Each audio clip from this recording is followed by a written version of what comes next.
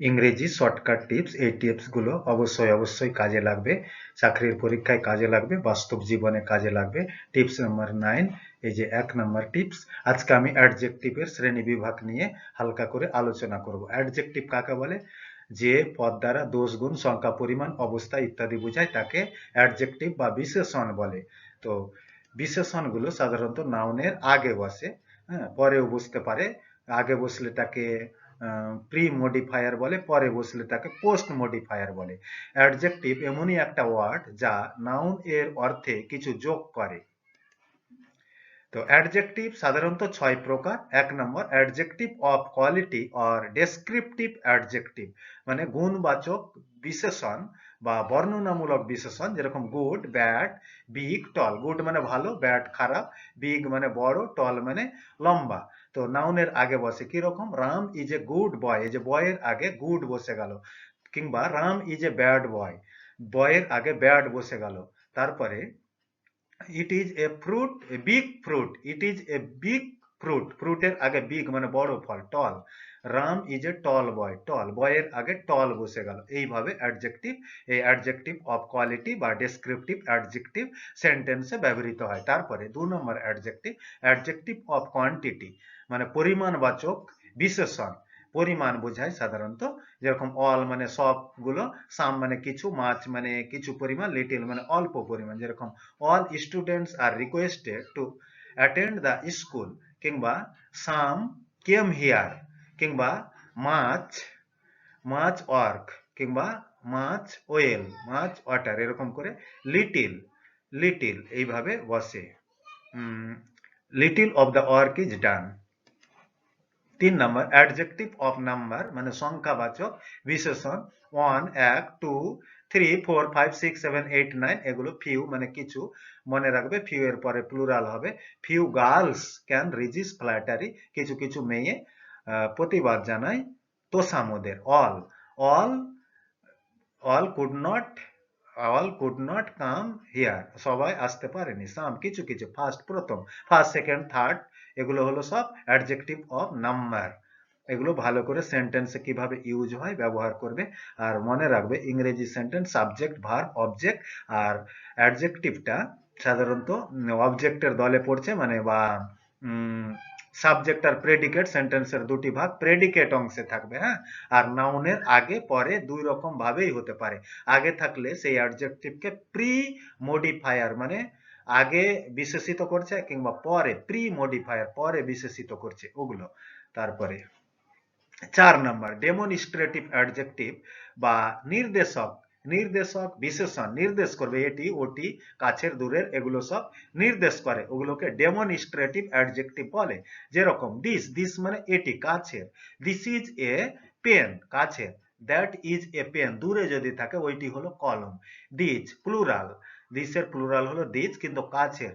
These are, these are rotten mangoes, এগুলো হলো পচা আম। কিংবা these are good mongoose.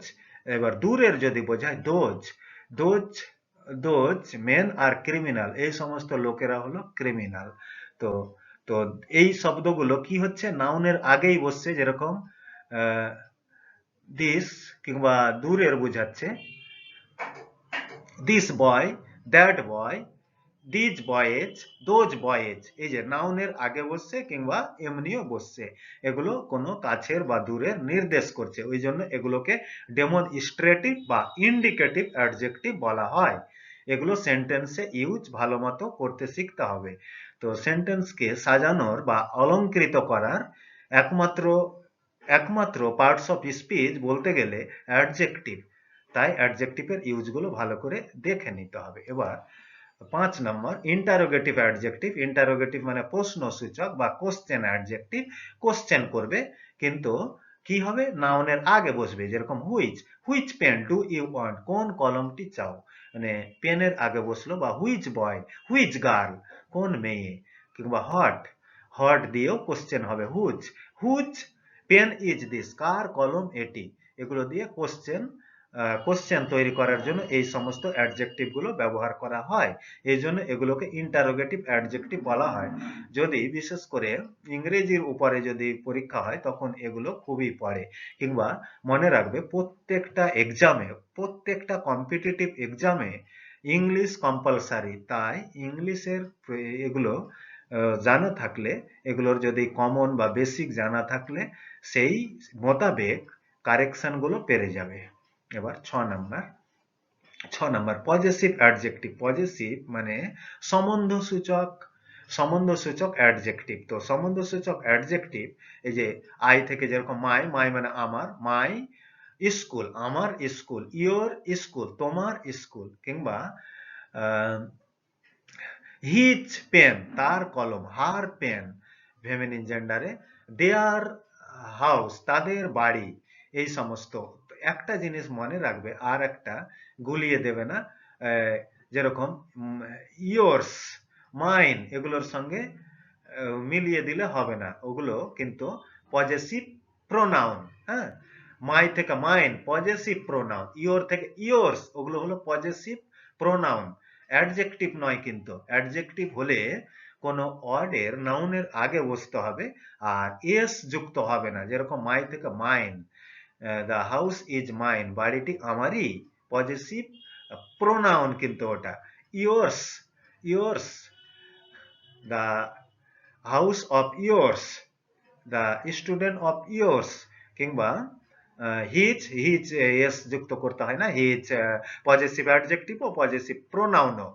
R her, hertz এরকম করে বসবে। হ্যাঁ, দেয়ার থেকে দেয়ার্স এগুলো পজেসিভ প্রোনাউন এস লাগানো গুলো, আর এগুলো হলো পজেসিভ অ্যাডজেক্টিভ।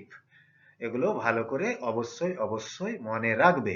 এগুলো হলো ইংলিশের বেসিক।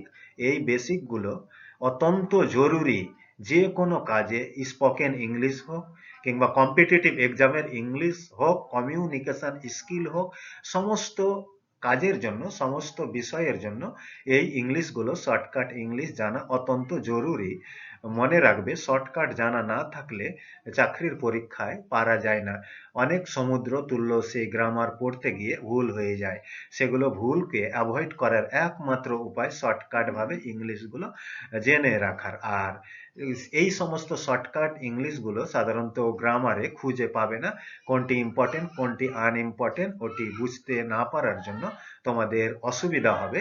এই অসুবিধা যেই সমস্ত টপিকস গুলো পরীক্ষায় পড়ে, কম্পিটিটিভ এক্সামে পড়ে, আমি সেগুলোকে তুলে তুলে নিজের বাস্তব অভিজ্ঞতা দিয়ে, নিজের এক্সাম দেওয়ার যে এক্সপেরিয়েন্স, সেই এক্সপেরিয়েন্সকে কাজে লাগিয়ে এই সমস্ত টপিকস গুলো, এই সমস্ত প্রবলেমস গুলো তৈরি করেছি। এই প্রবলেমস গুলো অবশ্যই অবশ্যই মনে রাখবে। চাকরির পরীক্ষায় দেখবে সবার থেকে তুমি প্যানেলে উপরে নাম উঠে গেছে। ধন্যবাদ।